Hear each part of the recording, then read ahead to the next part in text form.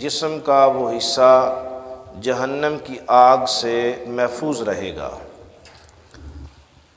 شاہ ولی اللہ محدث دہلوی رحمۃ اللہ علیہ کے پاس ایک شخص آیا اور آ کے عرض کرتا ہے کہ میرے ہاتھ پہ ایک زخم ہے، اس کو آرام نہیں آتا، تو سنا ہے آپ بہت بڑے اللہ والے ہیں، سید ہیں، عالم بے بدل ہیں، آپ کے دم میں اللہ نے بڑی طاقت اور تاثیر رکھی ہے، تو شفقت فرمائیں مجھے دم کر لیں۔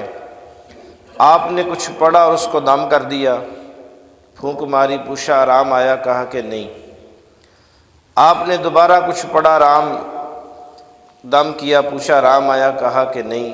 آپ نے 3 مرتبہ دم کیا اور اس سے پوچھا کہ آرام آیا؟ تو اس نے کہا کہ نہیں، مجھے آرام نہیں آیا۔ تو حضرت شاہ ولی اللہ محدث دہلوی رحمۃ اللہ علیہ نے فرمایا تو مجھے یہ بتاؤ کہ تمہارا یہ زخم ہے، یہ زخم دنیا کا زخم نہیں ہے، یہ زخم تجھے کہیں اور سے لگا ہے۔ اب اس نے کہا کہ جی قبلہ بات یہی ہے کہ ایک مسلمان مومن کی قبر نکالتے، میں قبرستان میں قبر نکال رہا تھا تو قبر نکالتے ساتھ والی قبر میں سوراخ ہو گیا۔ جب اس قبر میں سوراخ ہوا تو میں نے کیا دیکھا کہ اس قبر میں کچھ سرخ چیز ہے، سرخ۔ تو ایسے قبر نکالتے وہ سرخ چیز نظر آئی، تو جب میں نے ہاتھ ڈال کے اس قبر میں ہاتھ ڈالا تو یہ جو میرا ہاتھ ہے وہ جل گیا۔ تو میں نے فوراً وہ ہاتھ پیچھے کھینچ لیا اور قبر کو بند کر دیا۔ آپ نے فرمایا کہ تمہارا یہ ہاتھ جو ہے یہ جہنم کی آگ کی وجہ سے جلا ہے۔ حدیث پاک کا مفہوم ہے نا کہ میری آپ کی قبر یا جنت کے باغوں میں سے ایک باغ ہوگی یا جہنم کے گڑھوں میں سے گڑھا ہوگی۔ میرے آقا سرور کونین صلی اللہ علیہ وسلم جب کسی مومن کی قبر پہ تشریف لے جاتے تو آقا کریم صلی اللہ علیہ وسلم وہاں پہ بیٹھ کے کچھ پڑھا کرتے۔ آج ہمیں یاد ہے کہ جنازہ سب کو پڑھنا چاہیے، لیکن یہ کبھی نہیں پتہ کہ آقا کریم صلی اللہ علیہ وسلم نے فرمایا کہ جب میت کو قبر میں دفن کر دیا جائے تو اس کی قبر پر اتنی دیر تک بیٹھے رہیں، اللہ کا ذکر کریں، اللہ کا قرآن پڑھیں، اپنی طرف سے کچھ صدقہ خیرات کریں، ذکر کریں، جتنی دیر میں ایک اونٹ ذبح کر کے اس کا گوشت تقسیم نہ کر دیا جائے۔ یعنی اتنی دیر تک وہاں بیٹھیں، والد ہے، والدہ ہے، کوئی عزیز ہے، پیارا ہے، وہاں جو بھی آتا ہے وہاں کلمہ پڑھ دیں، وہاں اللہ کا نام لیں، وہاں درود پاک پڑھیں، جون سا بھی درود آتا ہے پڑھ دیں، وہاں اللہ کا قرآن پڑھ دیں۔ اتنی دیر بیٹھے کیوں؟ میرے آقا فرمایا کہ جب لمحے میت کو دفنا دیا جاتا ہے تو قبر کو بند کر دیا جاتا ہے، وہ لمحے میت کے لیے سب سے زیادہ تکلیف دہ ہوتے ہیں۔ اور قبر حضرت سیدنا عثمان غنی ذو النورین آپ رضی اللہ تعالی عنہ قبر کو دیکھ کے زیادہ رویا کرتے تھے۔ آپ نے فرمایا کہ یہ قبر تنہا کر دینے والی ہے، یہاں نہ باپ ہے، نہ بھائی ہے، نہ کوئی پیارا ہے، نہ کوئی اپنا ہے، سب سنگی چھوڑ کے چلے گئے۔ جس گھر کی میں رونق تھا، جس خاندان کا میں سربراہ تھا، آج اس خاندان کو میرا نام بھی بھول جائے گا۔ کہاں گئے ہمارے بڑے؟ آپ نے فرمایا کہ یہ تمہاری جو انگل کے اوپر زخم ہے، شاہ ولی اللہ محدث دہلوی رحمۃ اللہ علیہ نے، کہ میں نے 3 مرتبہ سورۃ فاتحہ پڑھ کے تمہیں پھونک دی ہے، تو سورۃ فاتحہ ام الکتاب ہے، یہ شافیہ ہے، کافیہ ہے، مافیہ ہے، ناجیہ ہے۔ یہ کیسے ہو سکتا ہے کہ سورۃ فاتحہ پڑھی جائے اور شفا نہ آئے؟ جو شفا ہے قرآن سارا شفا ہے۔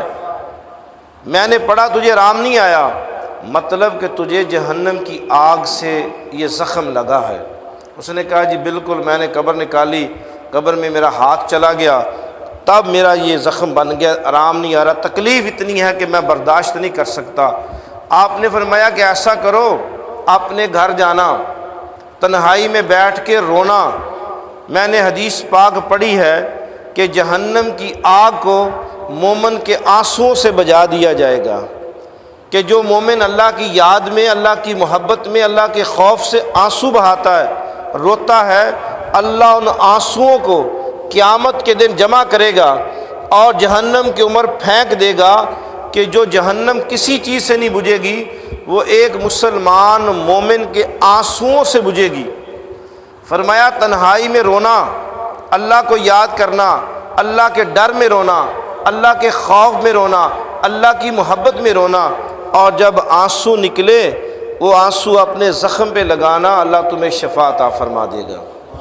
وہ بندہ اپنے گھر گیا، اسی طرح درد تھا، تکلیف تھی، پریشانی تھی، اللہ کی بارگاہ میں رویا، اللہ مجھے شفا عطا فرما۔ جو آنسو نکلے اس زخم پہ لگائے تو چند دنوں کے پاس آپ حضرت کی بارگاہ میں حاضر ہوا، کہتا کہ حضور اللہ نے مجھے ان آنسو لگانے کی وجہ سے اللہ نے مجھے شفا عطا فرما دی ہے۔ کہ اللہ کی بارگاہ میں رونا، آنسو بہانا، کہتے ہیں کہ جو بندہ اللہ کی یاد میں روتا ہے اللہ اس کی تقدیر بدل دیتا ہے۔ کسی عاشق نے کہا کہ رویا کرو اللہ کی بارگاہ میں، جو پچھلے نصیب ہیں نا، دکھ کے نصیب، جو غموں کے نصیب ہیں، جب ہم اللہ کی بارگاہ میں روئیں گے اللہ ان کو دھو دے گا، اور جب ہم اللہ سے دعا مانگیں گے اللہ میری اور آپ کی تقدیر بدل دے گا۔ تو اسی کا پچھلا جمعۃ المبارک کا یہ حصہ ہے کہ 3 مٹیاں ایسی ہیں جن کے بارے میں آپ کے اور میرے آقا سرور کونین صلی اللہ علیہ وسلم نے مختلف حدیث کا مفہوم ہے۔ ان میں سے جو آج ہمارا موضوع ہے وہ ہے مدینہ المنورہ کی مٹی، خاک مدینہ۔ انشاءاللہ آپ سنیں گے، اور اگلے جو جمعے آئیں گے اس پہ بھی ہم مختلف موضوع کو بیان کریں گے۔ نبی پاک صاحب الاولاق صلی اللہ علیہ وسلم جب باہر غزوات سے واپس مدینہ المنورہ تشریف لاتے، جو پچھلا حصہ آپ کو یاد آئے گا جو ساتھی نئے ہیں، تو سفر کے دوران صحابہ اکرام اور رسول اللہ کا یہ انداز ہوتا کہ اپنی جو دستار یا پگڑیاں امام شریف ہوتے ان کو اپنے چہروں پہ ڈال لیتے، کیونکہ مکہ اور مدینہ وہاں کا ٹمپریچر جو ہے وہ زیادہ ہے۔ مدینہ کی صبح جو ہے 10 بجے تک موسم جو ہے وہ 30-32 ٹمپریچر ہوگا، جیسے ہی دن آئے گا تو ساتھ ساتھ وادی ایک سال کا علاقہ ہے، وادی ثبیر ہے، یہ دونوں بڑے لاوے پھٹے ہیں، شدید گرم ترین علاقہ ہے۔ تو مکہ کا جو علاقہ ہے وہ سارا شدید گرمی کی لپیٹ میں ہے، وہاں گرمی ہے۔ تو یہ اپنے چہروں پہ کپڑے رکھتے صحابہ کرام رضی اللہ تعالیٰ اجمعین، کہ دھول جو ہے وہ گرم ہے، مٹی جو ہے وہ گرم ہے، چہرے پہ لگے گی۔ تو جیسے ہی مدینے کی حدود شروع ہوتی تو رسول اللہ صلی اللہ علیہ وسلم اپنے چہرے مبارک سے کپڑا اتار دیتے اور چہرے کو ننگا کر لیتے۔ اب اونٹوں پہ ہیں، گھوڑوں پہ ہیں، گھوڑے تیز ہیں، اونٹ تیز ہیں، بھاگتے سفر کرتے تو مٹی اڑتی، دھول اڑتی۔ تو جب مدینہ مسجد نبوی میں پہنچے تو صحابہ کرام نے اپنے اس مٹی کو ایسے جھاڑنے لگے، تو میرے آقا نے فرمایا رک جاؤ، اس مٹی کو نہ جھاڑو۔ تب صحابہ کرام رضی اللہ تعالیٰ عنہ کو